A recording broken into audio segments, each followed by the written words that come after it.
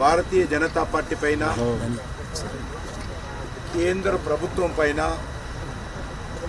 అనేక రకాల తప్పుడు విమర్శలతో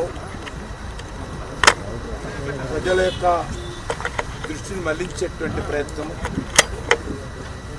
తమ యొక్క కుటుంబ పాలన నుంచి ప్రజల దృష్టిని మళ్లించేటువంటి ప్రయత్నం టీఆర్ఎస్ ప్రభుత్వం చేస్తూ ఉంది. ఈ యొక్క తండ్రి కొడుకుల ప్రభుత్వం వైఫల్యాలు కంటా ఉంది. ఖర్చు లేని పని, పగటి కళలు కనడానికి ఏం ఖర్చు పెట్టాల్సిన అవసరం లేదు, ప్రజల మద్దతు కూడా అవసరం లేదు, మాకేం అభ్యంతరం లేదు కూడా. ప్రజాస్వామ్యంలో ఆయన పగటి కళలు కనొచ్చు, ప్రజల మద్దతు ఇస్తే రేపు ఆయన దేశాన్ని కూడా పరిపాలించవచ్చు. ఆయన ఈరోజు ఈ రాష్ట్రంలో గత 8 సంవత్సరాలుగా కుటుంబ పాలన ప్రజల మీద రుద్ది, కుటుంబ పెత్తనం చెలాయిస్తూ ప్రజలు, పార్టీలు, ప్రభుత్వ యంత్రాంగం అంతా తన కనుసైగల్లో పనిచేయాలి, ప్రచార ప్రసార సాధనాలు తన కనుసైగల్లో పనిచేయాలి. ఈ రాష్ట్రం అంతా కూడా మా గుప్పిట్లో, కల్లుకుంట గుప్పిట్లో ఉండాలి అనే విధంగా ఈరోజు ప్రచారం చేస్తూ ఉన్నారు. మీకు అందరు తెలిసి ఇటీవల కాలంలో తీవ్రమైనటువంటి వ్యతిరేకత కల్వకుంట్ల కుటుంబం పైన,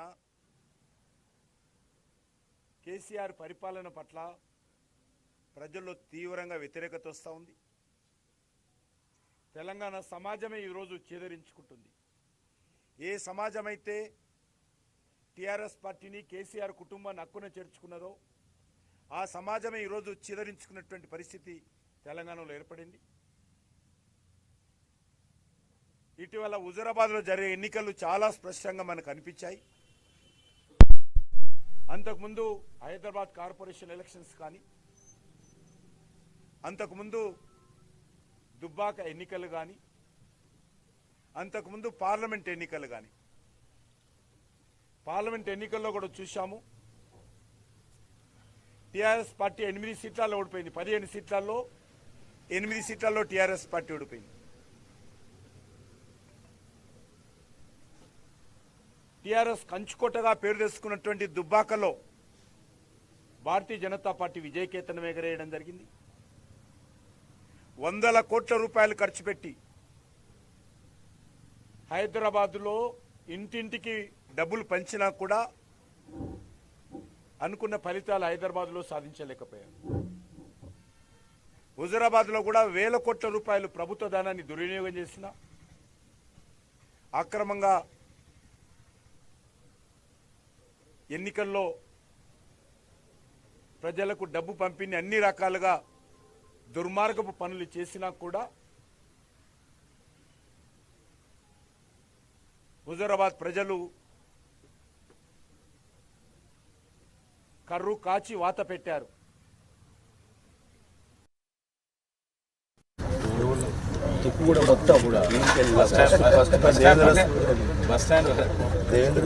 అక్కడ వరకు బైక్ కనెక్షన్ తెలిసింది. ఇంట్లో ఉన్న వాళ్ళకి కూడా మీ ఊరే కదా.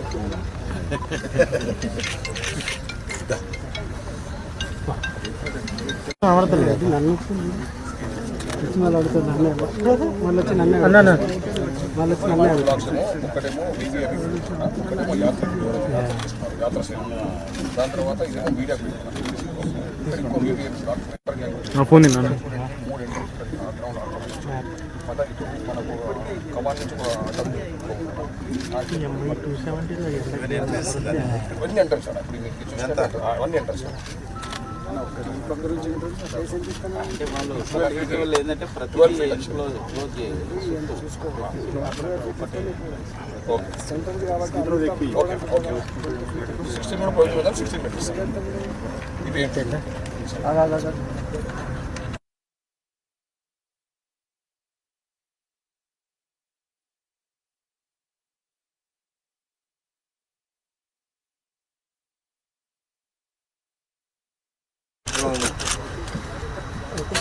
రేపు పూర్తవుతుంది.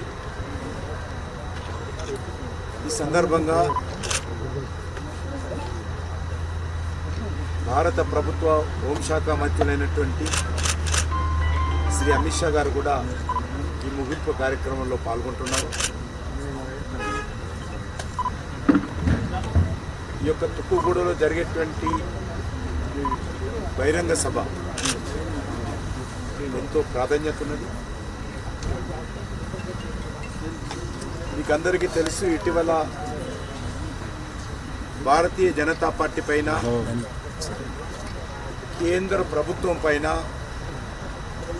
అనేక రకాల తప్పుడు విమర్శలతో ప్రజల యొక్క దృష్టిని మళ్లించేటువంటి ప్రయత్నం, తమ యొక్క కుటుంబ పాలన నుంచి ప్రజల దృష్టిని మళ్లించేటువంటి ప్రయత్నం టీఆర్ఎస్ ప్రభుత్వం చేస్తూ ఉంది. ఈ యొక్క తండ్రి కొడుకుల ప్రభుత్వం వైఫల్యాలు కంటా ఉంది. ఖర్చు లేని పని, పగటి కళలు కనడానికి ఏం ఖర్చు పెట్టాల్సిన అవసరం లేదు. ప్రజల మద్దతు కూడా అవసరం లేదు. మాకేం అభ్యంతరం లేదు కూడా. ప్రజాస్వామ్యంలో ఆయన పగటి కళలు కనొచ్చు. ప్రజల మద్దతు ఇస్తే రేపు ఆయన దేశాన్ని కూడా పరిపాలించవచ్చు. ఆయన ఈరోజు ఈ రాష్ట్రంలో గత 8 సంవత్సరాలుగా కుటుంబ పాలన ప్రజల మీద రుద్ది, కుటుంబ పెత్తనం చెలాయిస్తూ ప్రజలు, పార్టీలు, ప్రభుత్వ యంత్రాంగం అంతా తన కనుసైగల్లో పనిచేయాలి. ప్రచార ప్రసార సాధనాలు తన కనుసైగల్లో పనిచేయాలి. ఈ రాష్ట్రం అంతా కూడా మా గుప్పిట్లో, కల్లుకుంట గుప్పిట్లో ఉండాలి అనే విధంగా ఈరోజు ప్రచారం చేస్తూ ఉన్నారు. మీకు అందరూ తెలిసి ఇటీవల కాలంలో తీవ్రమైనటువంటి వ్యతిరేకత కల్వకుంట్ల కుటుంబం పైన, కేసీఆర్ పరిపాలన పట్ల ప్రజల్లో తీవ్రంగా వ్యతిరేకత వస్తూ ఉంది. తెలంగాణ సమాజమే ఈరోజు చేదరించుకుంటుంది. ఏ సమాజం అయితే టీఆర్ఎస్ పార్టీని, కేసీఆర్ కుటుంబాన్ని హక్కున చేర్చుకున్నదో ఆ సమాజమే ఈరోజు చేదరించుకున్నటువంటి పరిస్థితి తెలంగాణలో ఏర్పడింది. ఇటీవల హుజూరాబాద్లో జరిగే ఎన్నికలు చాలా స్పష్టంగా మనకు అనిపించాయి. అంతకుముందు హైదరాబాద్ కార్పొరేషన్ ఎలక్షన్స్ కానీ, అంతకుముందు దుబ్బాక ఎన్నికలు కానీ, అంతకుముందు పార్లమెంట్ ఎన్నికలు కానీ, పార్లమెంట్ ఎన్నికల్లో కూడా చూశాము. టీఆర్ఎస్ పార్టీ 8 సీట్లలో ఓడిపోయింది. 15 సీట్లలో 8 సీట్లలో టీఆర్ఎస్ పార్టీ ఓడిపోయింది. టీఆర్ఎస్ కంచుకోటగా పేరు తెచ్చుకున్నటువంటి దుబ్బాకలో భారతీయ జనతా పార్టీ విజయకేతనం ఎగరేయడం జరిగింది. 100 కోట్ల రూపాయలు ఖర్చు పెట్టి హైదరాబాదులో ఇంటింటికి డబ్బులు పంచినా కూడా అనుకున్న ఫలితాలు హైదరాబాద్లో సాధించలేకపోయారు. హుజూరాబాద్లో కూడా 1000 కోట్ల రూపాయలు ప్రభుత్వ ధనాన్ని దుర్వినియోగం చేసిన, అక్రమంగా ఎన్నికల్లో ప్రజలకు డబ్బు పంపిణీ అన్ని రకాలుగా దుర్మార్గపు పనులు చేసినా కూడా హుజూరాబాద్ ప్రజలు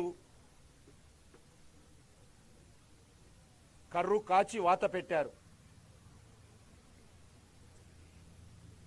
హుజూరాబాద్ ఎన్నికల మరుసాటి రోజు నుంచి టీఆర్ఎస్ పార్టీ, కల్వకుంట్ల కుటుంబము, ముఖ్యమంత్రి గారి యొక్క దాడి, కేంద్ర ప్రభుత్వం పైన, భారతీయ జనతా పార్టీ పైన అనేక రకాల విషం కక్కుతూ తప్పుడు ప్రచారం చేస్తూ ఉన్నారు. ఉదయం లేస్తే సాయంకాలం వరకు చెప్పిన మాటనే 10 సార్లు అబద్ధాలు మాట్లాడుతూ మొత్తం తెలంగాణ అంతా వాళ్ళ పరిపాలనలో బాగైంది, దేశమే బాగా కాలేదు, నరేంద్ర మోడీ గారు దేశాన్ని ఏమి చేయలేదు, కేసీఆర్ మాత్రమే అద్భుతంగా అప్పులు చేసి దేశాన్ని ముందుకు తీసుకెళ్లారు, రాష్ట్రాన్ని ముందుకు తీసుకెళ్లారు, ఆయన దేశాన్ని ముందుకెళ్లే సత్తా ఈ దేశంలో ఎవరికైనా ఉంది అంటే అది కల్వకుంట్ల కుటుంబానికే ఉందనే విధంగా ఈ తండ్రి కొడుకుల ప్రభుత్వం పెద్ద ఎత్తున తప్పుడు ప్రచారం చేస్తూ ఉన్నారు.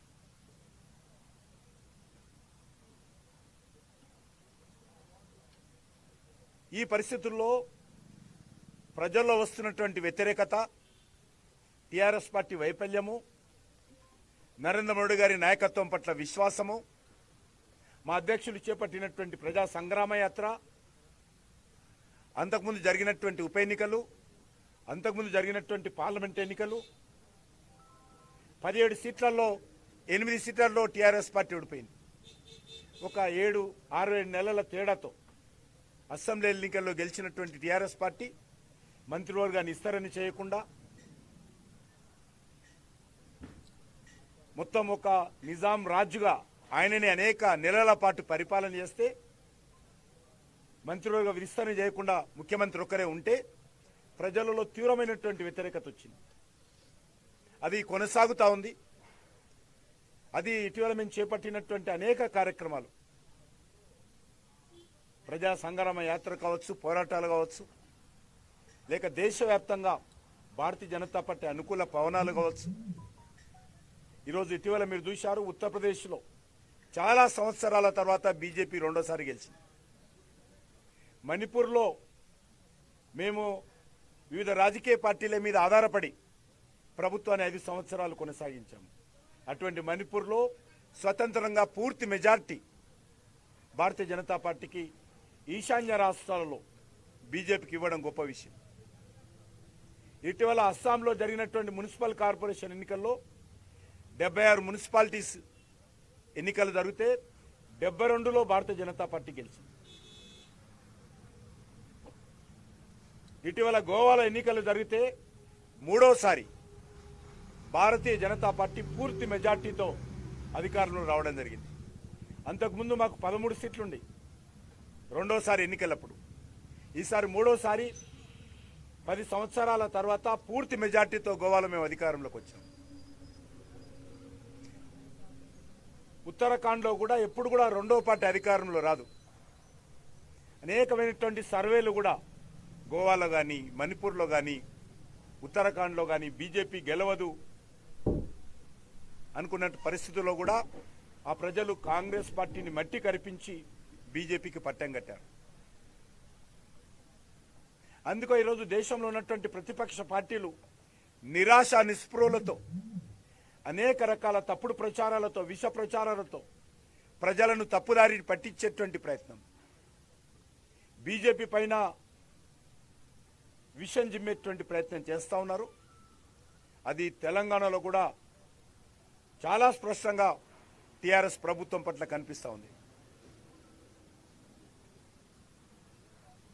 ప్రజలను ఎవరు కూడా ఎక్కువ సార్లు ఎవరు మోసం చేయరు. కానీ వీరు కేసీఆర్ గారు మోసం చేస్తే రాజకీయాలు నడిపాడు అనేక సంవత్సరాలు. ఈరోజు అనేక రకాల ప్రచార ప్రసార సాధనాల ద్వారా ప్రజలు చాలా చైతన్యమయ్యారు. అందులో తెలంగాణ ప్రజలు అనేక పోరాటాలు చేసిన చరిత్ర ఉంది. కాబట్టి భారతీయ జనతా పార్టీ చేపట్టినటువంటి యాత్రకు అద్భుతమైనటువంటి స్పందన ఈరోజు తెలంగాణలో ఉంది. ఈ యొక్క బహిరంగ సభ చాలా భారీ ఎత్తున తెలంగాణ భారతీయ జనతా పార్టీ శాఖ ద్వారా నిర్వహిస్తా ఉన్నాం.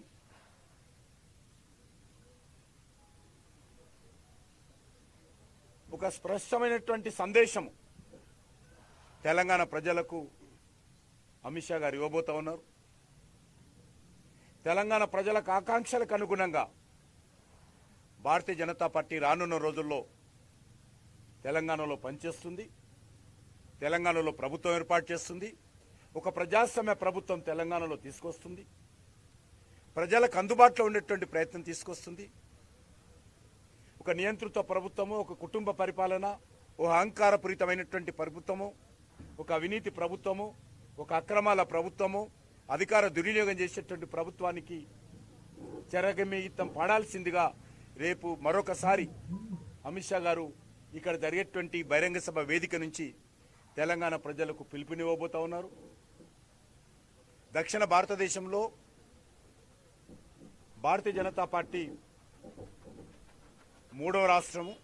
కర్ణాటక, పుదుచ్చేరి తర్వాత తెలంగాణలో భారతీయ జనతా పార్టీ జెండా తప్పకుండా ఎగరేస్తాము. ఈ తండ్రి కొడుకులు అనేక రకాలుగా విష ప్రచారం చేస్తూ ఉన్నారు. అయినప్పటికీ కూడా తెలంగాణ ప్రజలు ఖచ్చితంగా కమలం పువ్వు జెండాను, భారతీయ జనతా పార్టీని, నరేంద్ర మోడీ గారి నాయకత్వాన్ని ఆదరిస్తారు. రేపు జరిగేటువంటి బహిరంగ సభను కూడా పార్టీ కార్యకర్తలే కాకుండా ప్రజానీకం కూడా పెద్ద ఎత్తున రావాల్సిందిగా, భారతీయ జనతా పార్టీని ఆశీర్వదించాల్సిందిగా, సంజయ్ గారు చేపట్టినటువంటి యాత్రకు అండగా ఉండాల్సిందిగా, నరేంద్ర మోడీ గారి నాయకత్వాన్ని బలపరచాల్సిందిగా కోరుతా ఉన్నాను.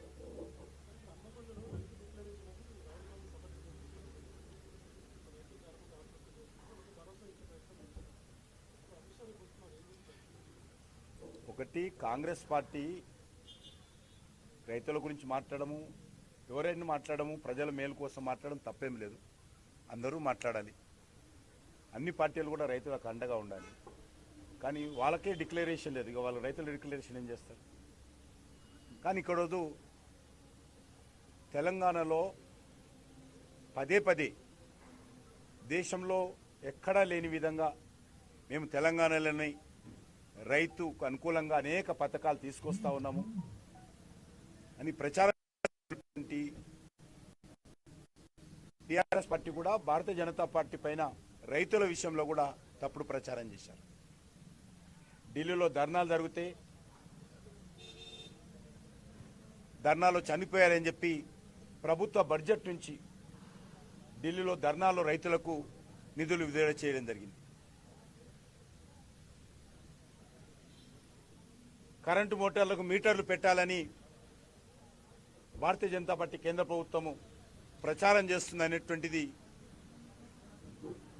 వారు ఫామ్ హౌస్లో కూర్చొని కలలో పడి ప్రచారం చేశారు.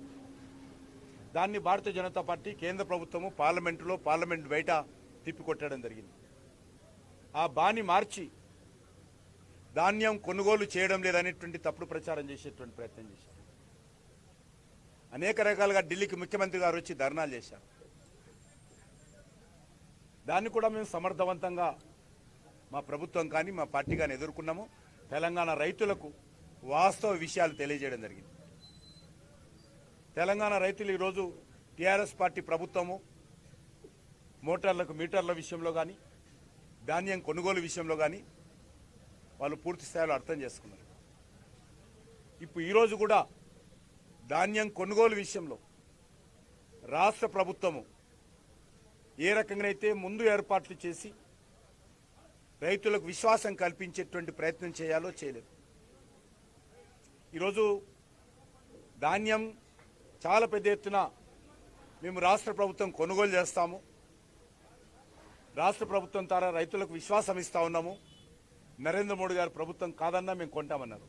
కానీ ఈ రోజు వరకు కూడా అనుకున్నటువంటి ధాన్యం కొనుగోలు కేంద్రాలను ప్రారంభించడంలో పూర్తిగా వైఫల్యం చెందింది. రైతులను ఏ రకంగా ఆదుకుంటారో రైతులకు చెప్పలేకపోయింది, రైస్ మిల్లులకు విశ్వాసం కల్పించలేకపోయింది. ఒక గందరగోళమైనటువంటి పరిస్థితుల్లో ఉన్నది. ఈ నేపథ్యంలో రాష్ట్ర ప్రభుత్వము మరి ఈ ఫోర్టిఫైడ్ బాయిల్ రైస్ ఏవైతే ఉంటాయో పేద ప్రజల కోసం కేంద్ర ప్రభుత్వం ఒక పథకాన్ని తీసుకొచ్చింది. బియ్యంలో విటమిన్స్ కలిపేటువంటి ఒక కార్యక్రమం రానున్న రోజుల్లో ప్రతి పేదవాడికి అందించాలనేది ప్రతి స్కూల్లో, ప్రతి కాలేజీలో, ప్రతి హాస్టల్లో బడుగు బలైన వర్గాల ఆరోగ్యం దృష్ట్యా పేద కుటుంబాలకు సంబంధించి ఎవరైతే కేంద్ర ప్రభుత్వము 30 రూపాయలు ఖర్చు పెట్టి మరి 3 రూపాయల చొప్పున తెలంగాణకు బియ్యం పంపిస్తుందో, తెలంగాణ ప్రభుత్వం 2 రూపాయలతో రూపాయి కేజీ బియ్యం ఏదైతే ఇస్తుందో ఆ బియ్యం మరి పోషకాహారాలతో కూడినటువంటి ఒక రైతుల ఆరోగ్యానికి లేక ప్రజల బడుగు బలైన వర్గాల ప్రజల ఆరోగ్యానికి, గ్రామీణ ప్రాంతాల ప్రజలకు ఆరోగ్యానికి మేలు చేసేటువంటి ఫోర్టిఫైడ్ రైస్ రానున్న రోజుల్లో దేశవ్యాప్తంగా కూడా ప్రతి కుటుంబానికి అందించాలనేది నరేంద్ర మోడీ గారి ప్రభుత్వం నిర్ణయించుకుంది. దానికి ఎంత ఖర్చు అయినా సరే ఫోర్టిఫైడ్ రైస్ కన్వర్టేషన్ కోసం కేంద్ర ప్రభుత్వం భరించేటువంటి కార్యక్రమాన్ని నిర్ణయం తీసుకున్నది. ఈ సంవత్సరం కూడా కొంతమేరకు ఆ రకంగా అందించాలనే దృక్పథంతో తెలంగాణలో బాయిల్ రైసు ఎక్కువగా పండుతున్నాయనేటువంటి దృక్పథంతో మరి ఈ సంవత్సరం కూడా ఫోర్టిఫైడ్ రైస్ ఏవైతే బాయిల్ రైస్గా కేంద్రం కొనుగోలు చేయాలని నిర్ణయించడం జరిగింది. ఇది కేసీఆర్కు భయపడో లేకపోతే ఇంకో కాదు, మేము పేద ప్రజలకు పోషకాహారాలతో కూడినటువంటి బియ్యం అందించాలని, కొంతమేరకు రైతులకు అండగా నిలబడాలని ఒక 6 లక్షల మెట్రిక్ టన్నుల బియ్యం బాయిల్ రైస్ ఫోర్టిఫైడ్ రైస్తో కన్వర్షన్ చేయించి కొనుగోలు చేయించాలని చెప్పి కూడా రాష్ట్ర ప్రభుత్వం ఆదేశాలు ఇవ్వడం జరిగింది. రాష్ట్ర ప్రభుత్వం ఎంత తొందరగా వీలైతే అంత తొందరగా ఈ యొక్క కేంద్ర ప్రభుత్వంతో చేసుకున్నటువంటి అగ్రిమెంట్ ప్రకారము మరి బియ్యాన్ని ఎఫ్సిఐకి అందిస్తే ఎఫ్సిఐ పూర్తి స్థాయిలో అన్ని రకాల ఏర్పాట్లు చేసుకుని సిద్ధంగా ఉంది. ఈరోజు రైతులు ఇటీవల కాలంలో వర్షం వచ్చి అకాల వర్షాలతో రాష్ట్ర ప్రభుత్వము ధాన్యాన్ని సకాలంలో కొనుగోలు చేయని కారణంగా పంట కళ్ళాల్లోనే మార్కెట్ యార్డుల్లోనే పెద్ద ఎత్తున తడిచి రైతులు నష్టపోయిన విషయం మనం చూస్తూ ఉన్నాం. వరదలు వచ్చి ధాన్యం కొట్టుకుపోయింది. ఈరోజు మీడియాలో కూడా మీరు చూస్తుంటారు. కాలువలలో పోయి తాము పండించినటువంటి పంట మరి వరదల పాలై కాలువలలో పేరుకపోతే కుటుంబ సభ్యులపై, రైతుల కుటుంబ సభ్యులపై ఆ యొక్క ధాన్యాన్ని ఏరుకున్నటువంటి దయనీయమైనటువంటి పరిస్థితికి ఈరోజు కేసీఆర్ యొక్క నియంత్రితమైనటువంటి నిరంకుశమైనటువంటి ఆలోచన రహితమైనటువంటి పరిపాలనే కారణము. నేను రాష్ట్ర ప్రభుత్వాన్ని కోరుతా ఉన్నాను, రైతులకు నష్టం కలిగించే విధంగా చర్యలు తీసుకోకండి. రైతులను చైతన్యం చేద్దాం. రైతులను చైతన్యం చేసి వాళ్ళకు కావలసినటువంటి అన్ని రకాల వసతులు కల్పించాలి. ఈరోజు కేంద్ర ప్రభుత్వం మేము అధికారంలోకి వచ్చినప్పుడు 1300 పైచీలకు క్వింటాలకు ధర ఉండేది ఎంఎస్పి. ఈరోజు 1960 రూపాయలకు ఈరోజు ఈ ప్రభుత్వం పెంచి స్వాతంత్రం వచ్చిన తర్వాత ఎప్పుడు కూడా మిగులు ధాన్యాలు ఉత్పత్తి అవుతున్నప్పటికీ కూడా వేరే రోజుల్లో పేరుకపోతున్నప్పటికీ కూడా కేంద్ర ప్రభుత్వం రైతులను ఆదుకోవాలనే దృక్పథంతో ఈరోజు 1960 రూపాయలు పెట్టి ఈ యొక్క ధాన్యాన్ని కొనుగోలు చేస్తూ ఉన్నాం. భవిష్యత్తులో కూడా ఇదే విధంగా రైతులకు అండగా ఉంటాము. ఆ దిశలో ఈరోజు రాష్ట్రంలో రైతులు నష్టపోతూ ఉన్నారు. రాష్ట్ర ప్రభుత్వము కేంద్రాన్ని విమర్శించడమో, పంజాబ్కు వెళ్ళి అక్కడ చనిపోయినటువంటి రైతులను ఆదుకునేటువంటి డ్రామాలు చేయడమో ఆపించి తెలంగాణ రైతుల గురించి, తెలంగాణ పరిధిలో ఉన్నటువంటి రైతుల గురించి ఆలోచన చేస్తే చాలా బాగుంటుంది.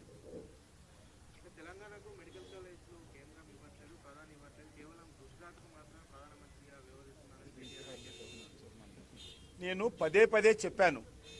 ఇప్పుడు కేసీఆర్ కుటుంబానికి, తండ్రి కొడుకుల ప్రభుత్వానికి ఇంతకుముందే చెప్పాను, విష ప్రచారం చేస్తా ఉన్నాను. నేను మీకు కూడా ఉత్తరం రిలీజ్ చేశాను. ఉత్తరాల మీద ఉత్తరాలు రాశాం, ప్రతిపాదనలు పంపండి.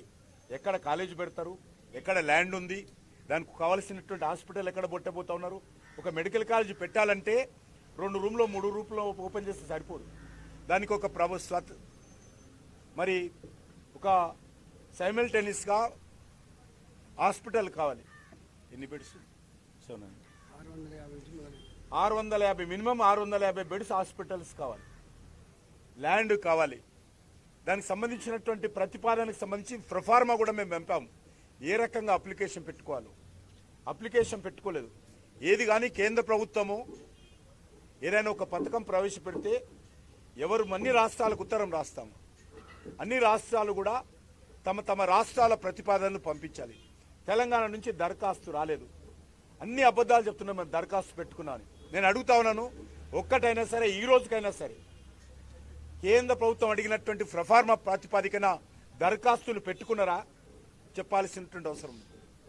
కాబట్టి విమర్శించడము, హుజరాబాద్ ఎన్నికల తర్వాతనే వాళ్ళకి మెడికల్ కాలేజ్ జ్ఞాపకం వచ్చింది. హుజరాబాద్ ఎన్నికల తర్వాతనే వాళ్ళకి మీటర్లు జ్ఞాపకం వచ్చాయి. హుజూరాబాద్ ఎన్నికల తర్వాతనే అంతకుముందు సంతకం చేసి మేము ఉంపుడు బియ్యం అమ్మమని చెప్పి కేంద్ర ప్రభుత్వం అగ్రిమెంట్కి వచ్చి హుజూరాబాద్ ఎన్నికల తర్వాతనే అది జ్ఞాపకం వచ్చింది. హుజూరాబాద్ ఎన్నికల తర్వాతనే నరేంద్ర మోడీ గారు దేశ ఆర్థిక పరిస్థితి దిగజారుతున్నారని తప్పుడు ప్రచారం జ్ఞాపకం వచ్చింది. నేను మనవి చేస్తా ఉన్నాను, ప్రపంచంలో అత్యంత అద్భుతంగా పక్కనున్నటువంటి పాకిస్తాన్ చూడొచ్చు, పక్కనున్నటువంటి నేపాల్ చూడొచ్చు, పక్కనున్నటువంటి శ్రీలంక చూడొచ్చు, పక్కనున్నటువంటి చివరకు మేము ప్రపంచాన్ని శాసిస్తున్నామన్నటువంటి చైనా చూసిన తర్వాత కూడా అత్యంత అద్భుతంగా ఈరోజు నరేంద్ర మోడీ గారి పాలన దేశంలో ఆర్థిక వ్యవస్థ జవసత్వాలు ఈరోజు మరింత పటిష్టంగా ముందుకు తీసుకెళ్లేటువంటి ప్రయత్నం చేస్తూ ఉన్నాం. ఇంత పెద్ద జనాభా ఉన్నప్పటికీ, అనేక రకాల భాషలు, మతాలు, కులాలు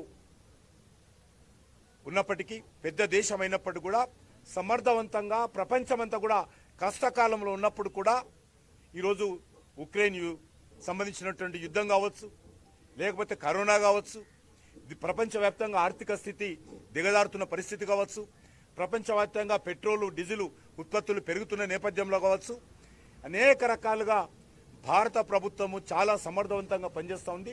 ప్రపంచవ్యాప్తంగా అన్ని దేశాలు కూడా ఈరోజు భారతదేశం వైపు చూస్తూ ఉన్నాయి. కాబట్టి ఈ పరిస్థితుల్లో కేంద్ర ప్రభుత్వం మీద మీరు విమర్శలు చేయడం అనేటువంటిది సూర్యుడికి మరి ఉమ్ము వేసినట్టే అనిపిస్తుంది. సూర్యుడికి ఉమ్మి వేస్తే ఏం కాదు, మీ ముఖం మీదనే పడుతుంది. కాబట్టి ఈరోజు టీఆర్ఎస్ ప్రభుత్వం కూడా కేంద్ర ప్రభుత్వం పట్ల, నరేంద్ర మోడీ గారి పట్ల, నరేంద్ర మోడీ గారి నాయకత్వం పట్ల తప్పుడు విమర్శలు చేస్తూ సూర్యుడికి ఉమ్మి వేసినట్లుగా వాళ్ళు ఈరోజు ప్రయత్నం చేస్తూ ఉన్నారు.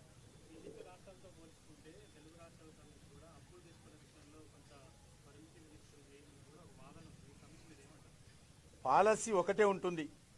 మీలాగా గజ్వేల్కి ఒక పాలసీ, సిద్దిపేటకు ఒక పాలసీ, సిరిసిల్లకు ఒక పాలసీ, పక్కన ఉన్నటువంటి దుబ్బాకు ఒక పాలసీ ఉండదు. మీరు ఉన్నటువంటి ఎమ్మెల్యేలు ఉన్నటువంటి అసెంబ్లీ ఎన్నికల్లో, అసెంబ్లీ కాన్స్టిట్యూన్సీ నియోజకవర్గాల్లో గత 8 సంవత్సరాలుగా ఎంత ఖర్చు పెట్టారు, పక్కన ఉన్నటువంటి ఇతర ప్రతిపక్ష పార్టీల ఎమ్మెల్యే ఉన్నటువంటి కాన్స్టిట్యూన్సీలో ఎంత ఖర్చు పెట్టారో చెప్పాల్సిందే కోరుతా ఉన్నాను. పదే పదే కేసీఆర్ కుటుంబ సభ్యులు గుజరాత్ గురించి మాట్లాడుతూ ఉన్నారు. నేను ఈరోజు సిద్దిపేట గురించి మాట్లాడుతూ ఉన్నాను. అక్కడ ఉన్న ప్రజలు కూడా సంతృప్తిగా లేరు. మేము గుజరాత్లో నువ్వు ఇంత విమర్శలు చేసినా మేము 6వ అధికారంలో రాబోతా ఉన్నాం. కాబట్టి నేను మనవి చేస్తా ఉన్నాను, అర్ధరహితంగా, బాధ్యతారహితంగా అబద్ధాలు ప్రచారం చేయడంలో ఈ దేశంలో ఎవరైనా ఉన్నారంటే అది కేసీఆర్ కుటుంబమే.